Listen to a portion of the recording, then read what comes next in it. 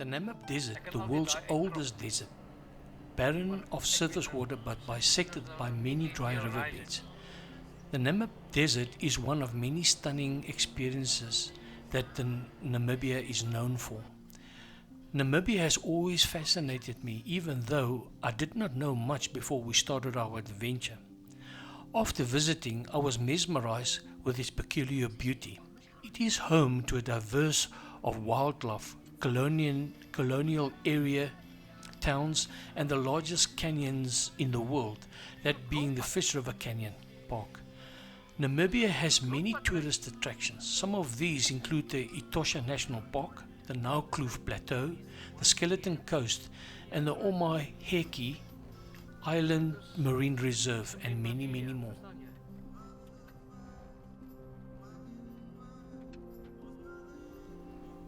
Namib appropriately means the land of open spaces.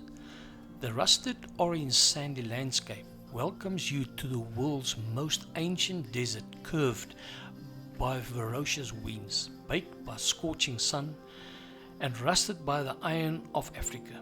Indeed, it is an open space that unreservedly grants you opportunity for exploration and adventure. The Namib is full of incredible surprises. I am sure that each journey has its own epic moments and unique challenges.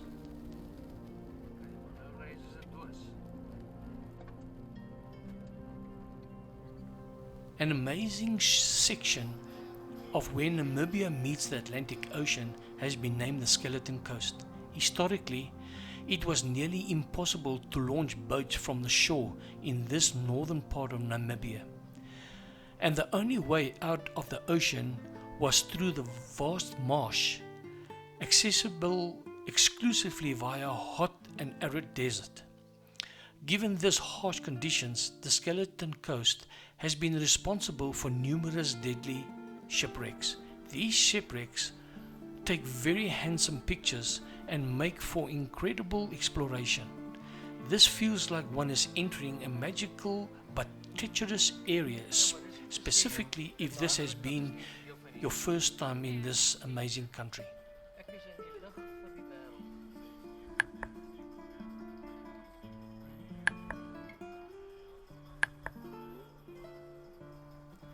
The coastal town of Henties Bay. It is a small town with a population of about 2,700 permanent residents, and that is a very popular holiday resort. It has all the necessary facilities that a person would need when you go and visit this amazing place.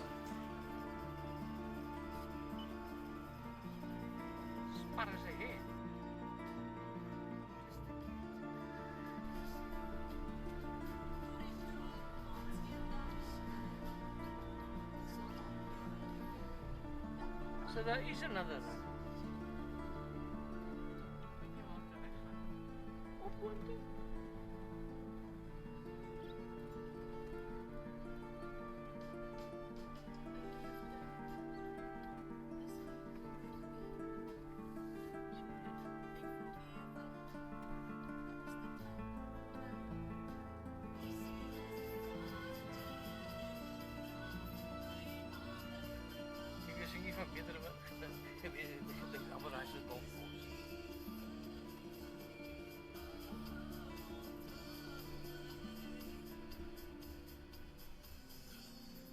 Jy het amper gedink mens kan nie hierheen nie. Daar was 'n pad.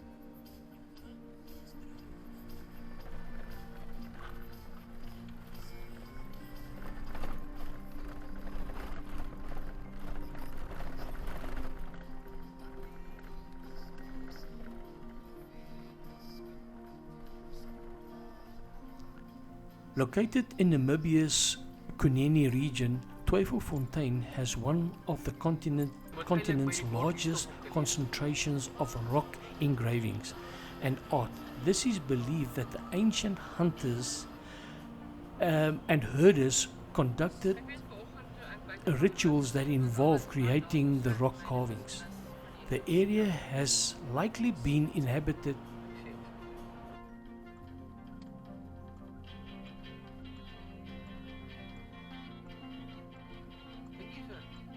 Cape Cross, known for the largest settlement of these furry animals in the world, the colony of Cape fur seals at Cape Cross, and marks the spot where the first European explorer sets foot on the coast of Namibia in 1486.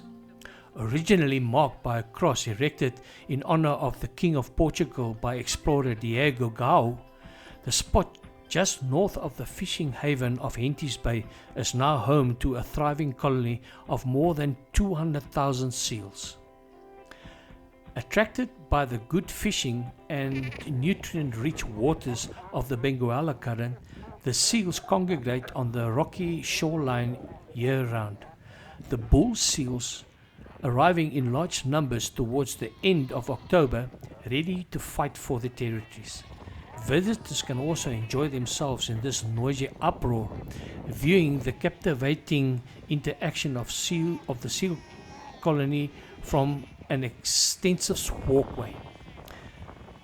Stroll along the length of the colony, one will pick up interesting details about the lives of the seals at information points scattered throughout the grounds. There is also a modern replica of the Diego Gao's historical cross erected just to the left of the colony as you approach.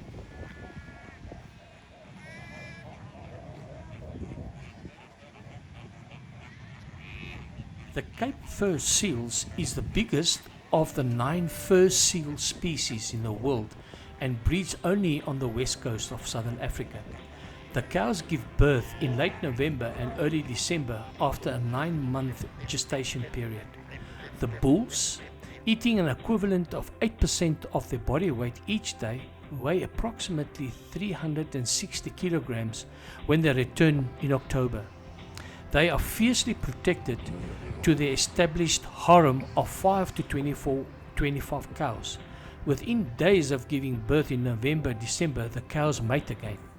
Although the period of pregnancy is less than 12 months, puppying takes place exactly a year later as the cow has the ability of delaying implantation of the embryo in the uterus. Due to all the activity from fighting and mating, many pups are squashed to death by careless movements of the great bulls. The pups also fall prey to scavengers such as the black-backed jackal and the brown hyena that roams around in these parts of the world. Rock art evidence of seals and penguins at Tweefontein and Namibia's Kunene region indicated that members of the indigenous tribe, the Sun tribe,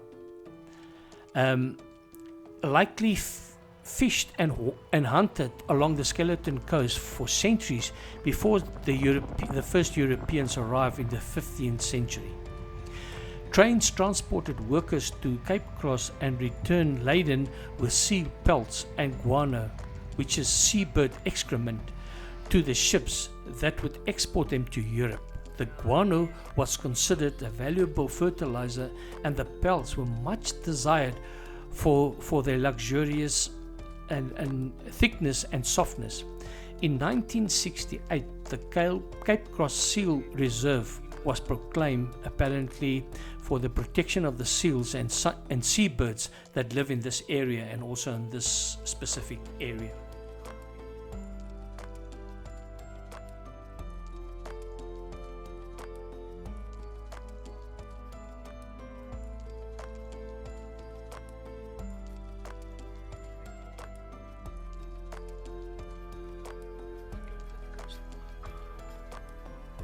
I would have liked to go in just to check a little bit to how we're going to do this.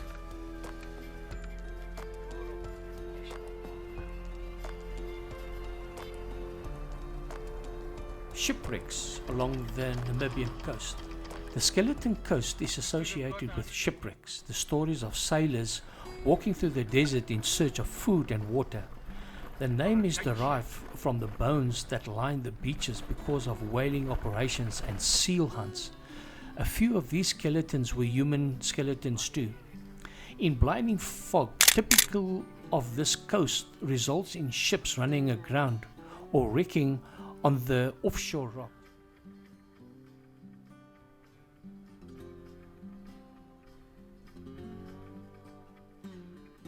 The coast is littered with scores of shipwrecks. Some are barely recognizable.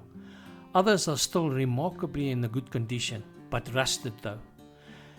Now, in this video you will also see some evidence, or shall I say names and dates of shipwrecks that is commonly known in Namibia itself and also on the Skeleton coastline.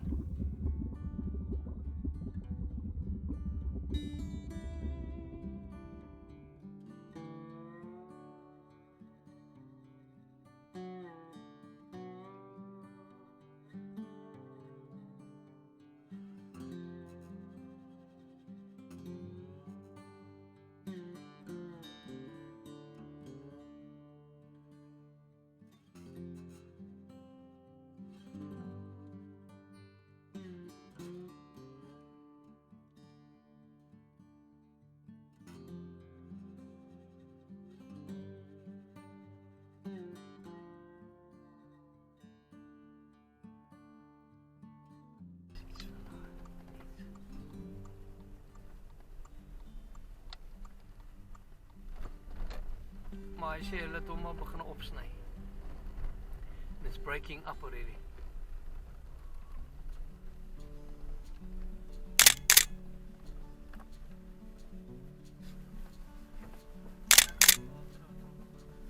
Ja.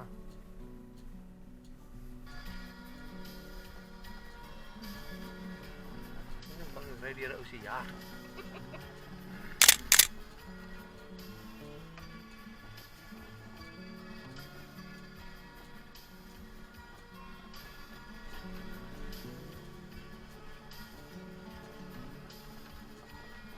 Mense bly. Wat is nou omdat hulle onderste.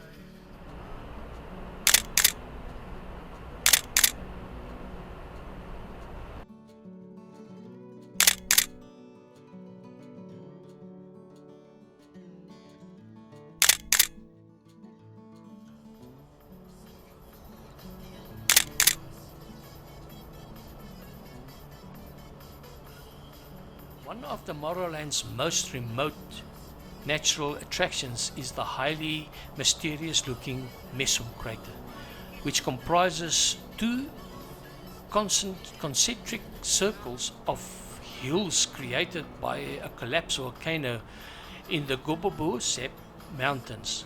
The crater measures more than 20 kilometers in diameter, creating a vast lost world that you may have all to yourself when visiting this site.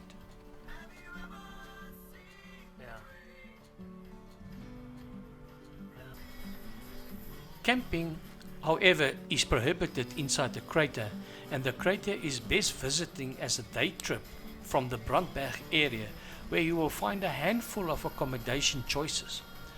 Of its three main entrances, the Messum is best accessed along the Messum River.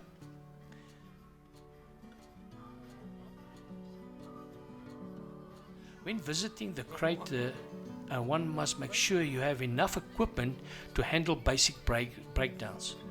The roads leading to the Messum Crater has sharp and protruding rocks that could damage your car's tires, as this dust is extremely damaging to the lichens and also the Welwitschia plants. The Messum Crater is not a meteorite or asteroid impact crater. It is part of an indigenous ring complex on the once active volcano, the center of which collapsed. It consists of a wild flat basin of between 18 and 25 kilometers in diameter, surrounded by a ring-shaped range of hills that dated back a good couple of years back when the earth was formed. The entire formation consists mainly of quartz-rich basalt.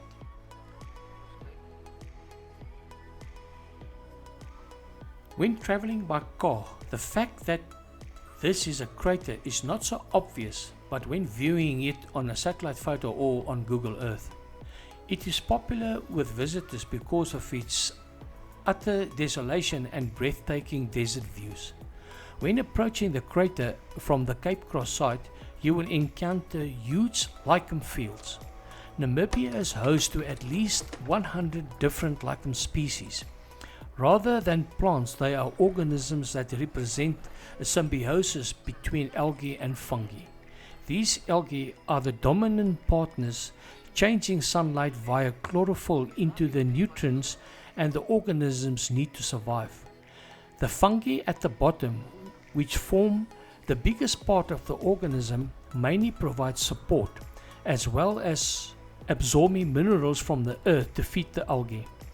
Lichen fields play an important role in establishing the upper layer of the soil, this enhancing the ecosystem in Namibian desert.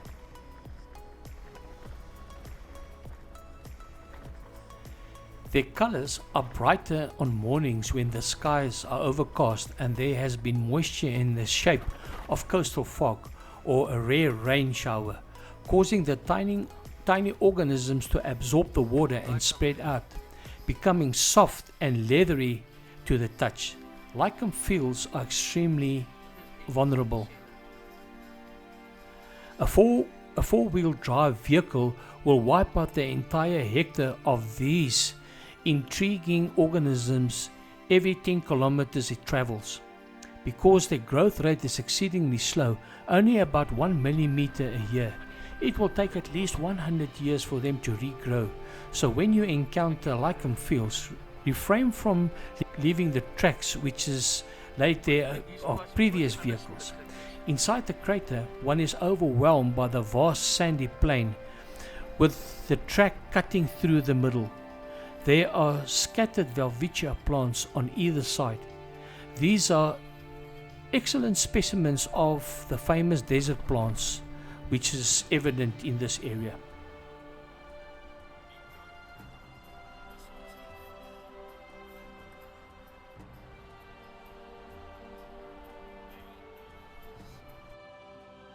Another coastal town, Swakopmund.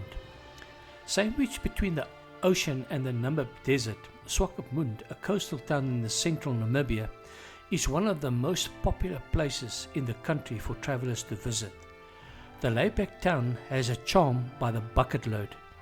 With its colonial architecture, ocean-front views, promenades, historical sites, cozy guest houses and excellent restaurants and beer houses where you can sample traditional German food and beer.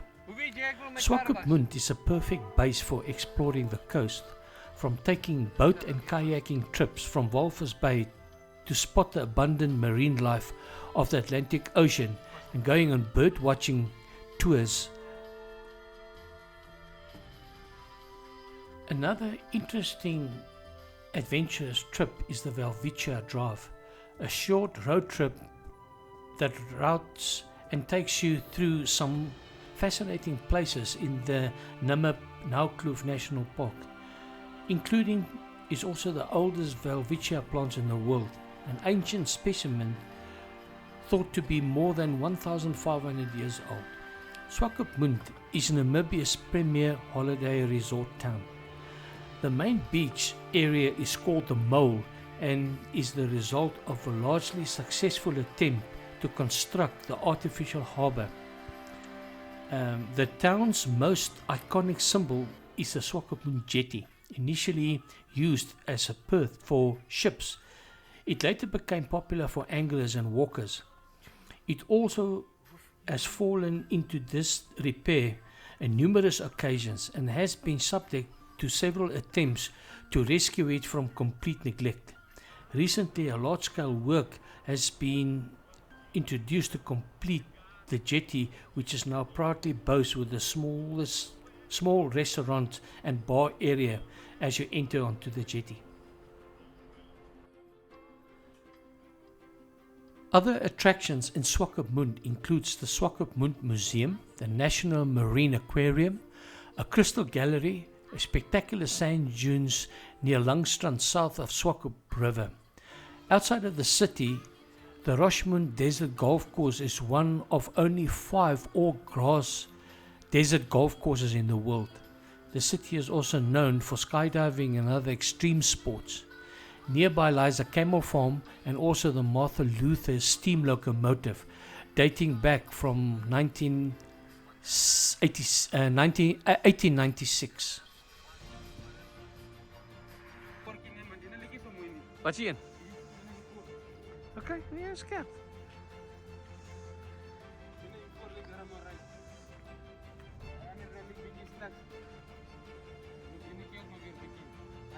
Ja, dit is Oewe en dis die eienaar. Daar sê. Okay.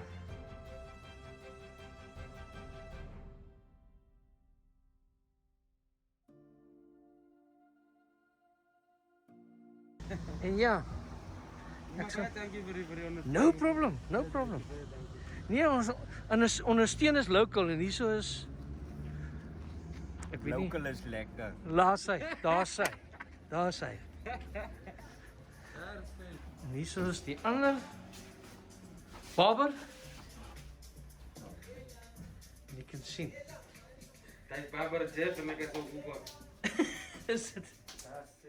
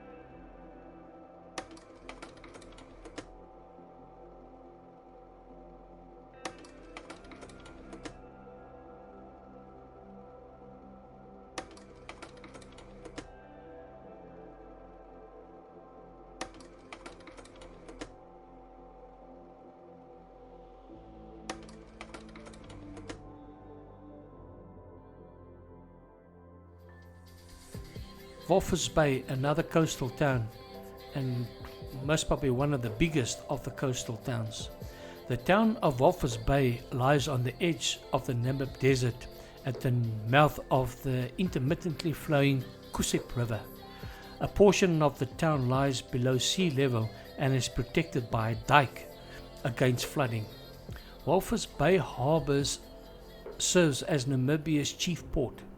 It is sheltered by the Pelican Point Peninsula on the northwest and is connected to the interior of the road, rail and air. The harbour was formerly a deep water anchorage for South African Navy, and since the late 1970s the port has exported uranium from one of the world's most important deposits at Roshin.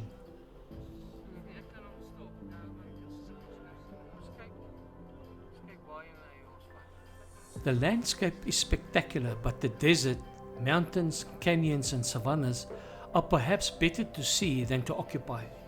The only permanent rivers are the Kunene, the Okavango, the Mashi, the Zambezi, the northern border, and also the Orange River on the southern border.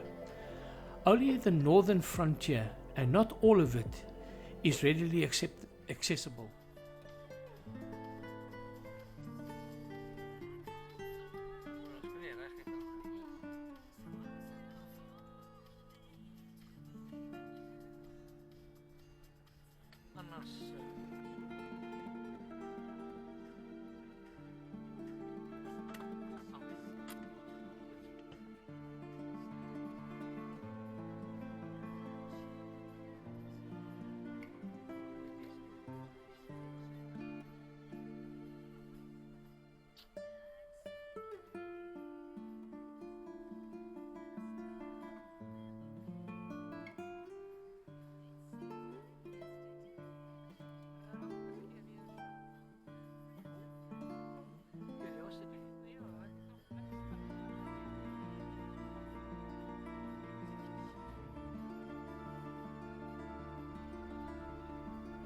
The salt works in Walvis Bay. Southwest of the lagoon is this 3,500 hectare of salt pan complex, which currently supplies over 90% of South Africa's salt. As with the one in Swakopmund, these pans concentrated salt from seawater with the aid of evaporation. They are also a rich feeding ground for shrimps and larval fish. It's one of the three wetlands around Walvis Bay, along with the lagoon and the bird island, which together form the southern Africa's single most important coastal wetland for migratory birds. The salt field operation at Walvis Bay was established in 1964 and is one of the largest solar evaporation facilities in Africa, processing 24 million gallons of seawater to produce more than 700,000 tons of high quality salt per annum.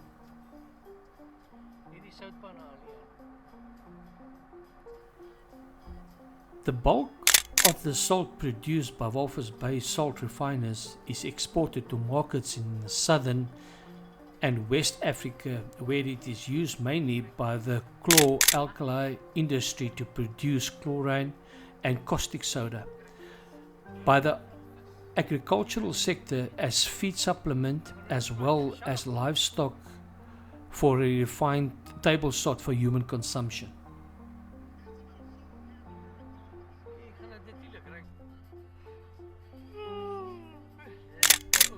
Walvis Bay salt field operates within the Ramsar site area and forms an important element in the conservation of bird life in the area. In fact, the salt pond system, together with the adjacent Walvis Bay estuary, has been identified as one of the most important wetlands in Africa. Nutrients found in the ponds sustain a variety of wetland birds such as the flamingos and other waders.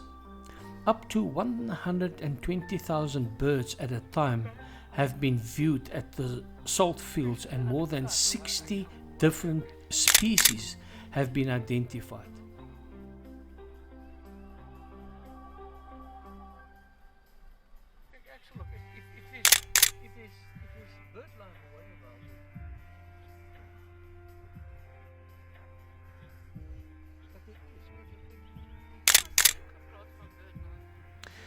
As a supplementary operation of the salt production, Walvis Bay salt refiners produce high-quality oysters on a commercial basis, making use of a high flow of seawater into the salt evaporation ponds. Oysters in the Walvis Bay oyster beds feed on plankton-rich seawater and reach market size in only a few months. Because oysters need to be alive when they reach their destinations, they are flown to increasing numbers of customers, particularly restaurant owners throughout southern Africa. The salt and chemical salt production process is based on solar evaporation of seawater to produce 99.4% pure sodium chloride on a dry mass basis. The water is pumped from a natural lagoon at a rate of 240 cubic meter per minute into a series of 4 pre-evaporation ponds, and then through a series of 4 concentration ponds.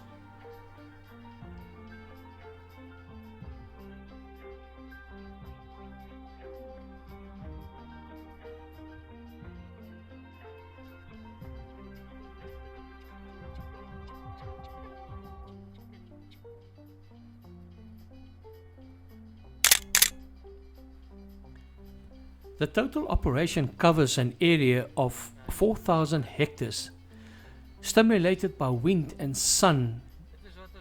The brine, which is the concentrated seawater, salinity content gradually increases until it reaches 25%, at which point it is pumped into the crystallization ponds, each with a surface area of around 20 hectares. The salt then crystallizes to form a layer of crystals on the various crystallizer pavements. During the evaporation process, brine depths and densities are controlled to ensure that the maximum number of unwanted chemical impurities are precipitated before they enter the crystallizers.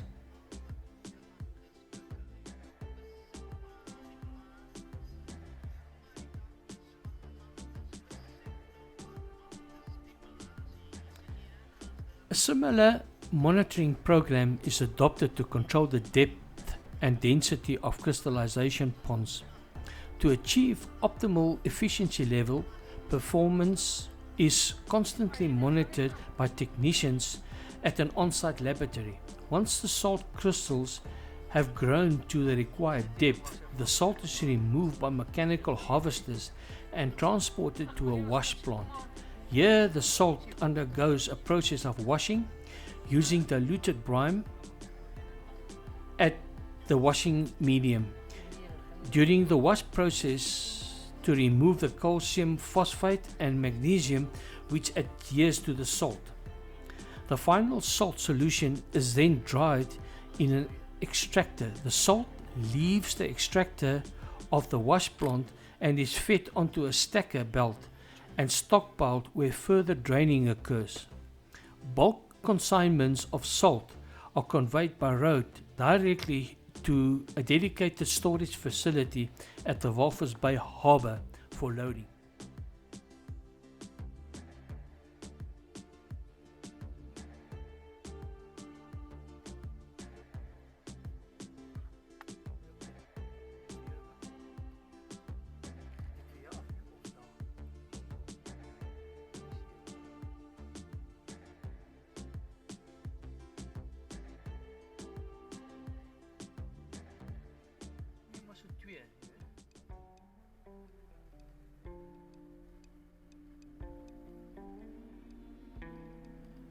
Salt required by customers in bags is packed at a fully automated bagging plant according to individual bag mass requirements and incorporating specific package information. Salt of varying crystal sizes is available according to the customer needs. Salt destined to bulk shipment is transported from the bulk storage facility at the harbour by a conveyor belt and sprout trimmed into the ship's hull at the Walvis Bay dock site. Loading can take place on a 24-hour basis, 7 days a week. Much of the salt is shipped to South Africa.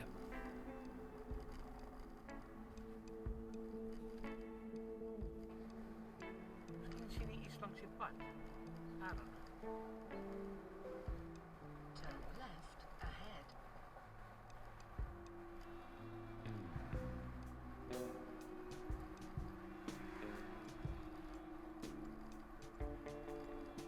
Maar weet jy wat sal ek like om te koop? Ek sal like om 'n draadkar te koop.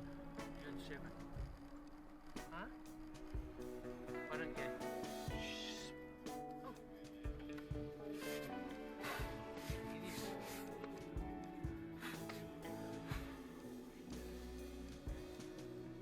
This is one